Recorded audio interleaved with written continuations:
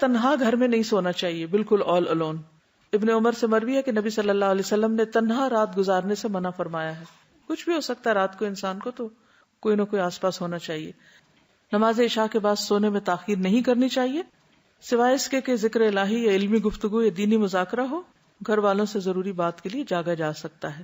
نبی صلی اللہ علیہ وسلم نے فرمایا رات کا اندھیرا پھیل جانے کے بعد لایانی گفتگو نہ کیا کرو.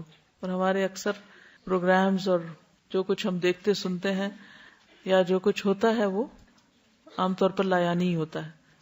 ابو برزہ اسلمی کہتے ہیں کہ آپ صلی اللہ علیہ وسلم عشاء میں تاخیر پسند فرماتے لیکن اس سے پہلے سونے کو اور اس کے بعد باتوں کو ناپسند کرتے. بسم اللہ پڑھ کر گھر کے دروازے بند کر دینے چاہیے کیونکہ حدیث میں آتا ہے کہ دروازوں کو بند کر لیا کرو اور اللہ کا نام لے لیا کرو کیونکہ شیطان بند دروازے نہیں کھولتا. سونے سے قبل آگ وغیرہ بجھا دینی چاہیے، خصوصاً سردی کے موسم میں گیس کے ہیٹرز وغیرہ بند کر دینے چاہیے.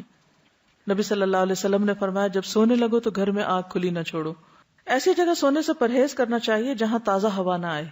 ایسی چھت پہ نہیں سونا چاہیے جہاں منڈیر نہ ہو. رسول اللہ صلی اللہ علیہ وسلم نے فرمایا جو شخص کسی ایسی چھت پہ سوئے جس کے گرد کوئی منڈیر یعنی دیوار وغیرہ نہ ہو تو اس سے ذمہ اٹھ گیا، یعنی وہ اٹھ کے بازلوں کو چلنے کی عادت ہوتی اور چھت سے نیچے جا گرا مر گیا تو پھر اس کا اپنا قصور ہے. برا بن عازب کہتے ہیں کہ نبی صلی اللہ علیہ وسلم نے فرمایا جب تم رات کو بستر پر لیٹو تو نماز کی طرح وضو کر لیا کرو، یعنی سونے سے پہلے وضو کر کے سونا چاہیے کیونکہ اس کے بارے میں آتا ہے کہ جو شخص باوضو رات کو سوتا ہے اس کے بستر میں فرشتہ رات گزارتا ہے. جب بھی وہ رات کی کسی گھڑی میں نیند سے بیدار ہوتا ہے فرشتہ کہتا ہے اللہ اپنے فلاں بندے کو معاف کر دے، اس لیے کہ وہ باوضو سویا. ساری رات فرشتے دعائیں کرتے رہتے ہیں. حدیث میں آتا ہے جو مسلمان باوضو ہو کر اللہ کا ذکر کرے اور ذکر کرتے ہوئے سو جائے پھر رات کے کسی حصے میں اس کی آنکھ کھل جائے اور وہ اللہ سے دنیا اور آخرت کی خیر مانگے تو اللہ تعالیٰ اس کو عطا فرما دے گا، یعنی دعائیں بھی قبول ہوتی ہیں ایسے شخص کی. پھر وضو کا پانی اور مسواک تیار کر کے سونا چاہیے کیونکہ صبح اٹھ کے انسان کو ایسی سستی ہوتی ہے کہ اگر اس وقت مسواک جگہ پہ نہیں رکھا ہو تو پھر ملتا ہی نہیں.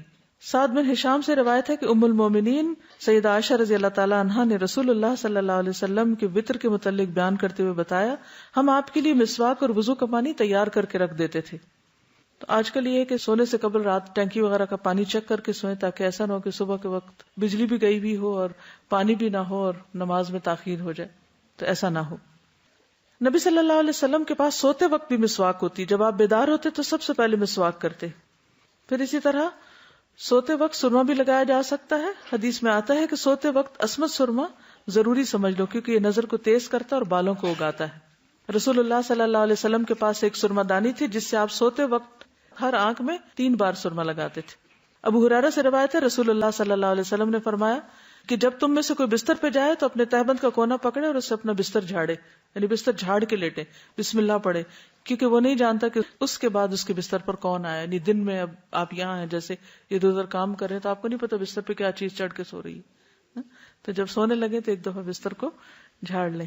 نبی صلی اللہ علیہ وسلم نے فرمایا جب تم میں سے کوئی شخص بستر پر لیٹے تو پہلے اپنا بستر اپنے ازار کے کنارے سے جھاڑ لے کیونکہ وہ نہیں جانتا کہ اس کی بے خبری میں کیا چیز اس پر آ گئی.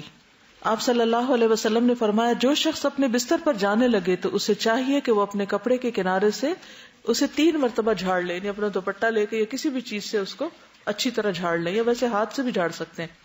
پھر یہ کہ زیادہ آرام دہ بستر نہ استعمال کریں. حضرت عائشہ فرماتی ہے کہ رسول اللہ صلی اللہ علیہ وسلم کا بستر چمڑے کا تھا اور اس میں کھجور کی چھال بھری ہوئی تھی. جب آپ سونے کا ارادہ کریں تو گھر میں جو بھی بتیاں یا روشنی وغیرہ ہے اس کو بجھا دیں. جابر روایت کرتے ہیں کہ رسول اللہ صلی اللہ علیہ وسلم نے فرمایا رات کو جب سونے لگو تو چراغ بجھا دیا کرو